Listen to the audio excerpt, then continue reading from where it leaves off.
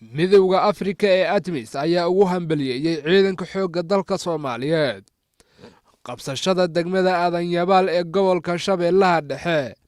war-saxaafadeed ka soo baxay howlgalka ATMIS ayaa waxaa lagu sheegay in degmada Aadan Yabaal ay ahayd xarun muhiim u ah argagixisada, qabsashadeedana ay muujinayso in howlgallada socda ay awood u leeyihiin ciribtirka Al-shabaab.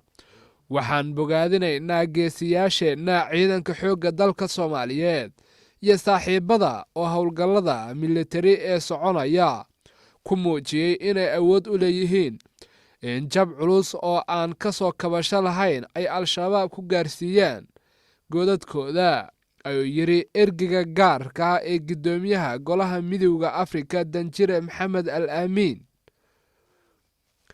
sidoo kale waxaa lagu sheegayaa bayaanka ka soo baxay ATMIS in ay sii wadi doonaan kala shaqaynta dowladda iyo shacabka Soomaaliyeed dagaalkooda ka dhanka argagixisada si amni iyo xasilooni loogu soo dabaalo guud ahaan dalka.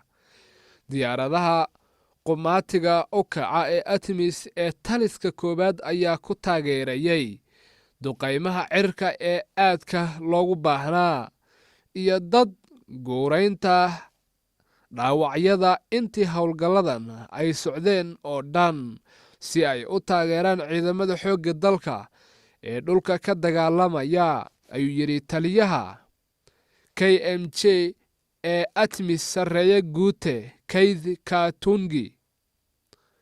taliyaha ayaa hadalkiisa sii raaciyay si wada jir ah ayaan u jabin doonaa ugana adkaan doonaa Al-shabaab. ciidamada huwanta ah ayaa hadda si buuxda gacanta ugu haya Aadan Yabaal, waxaana lagu waramayaa inuusan wax dagaal ah ka dhicin magaalada kadib markii ay ka carareen Al-shabaab.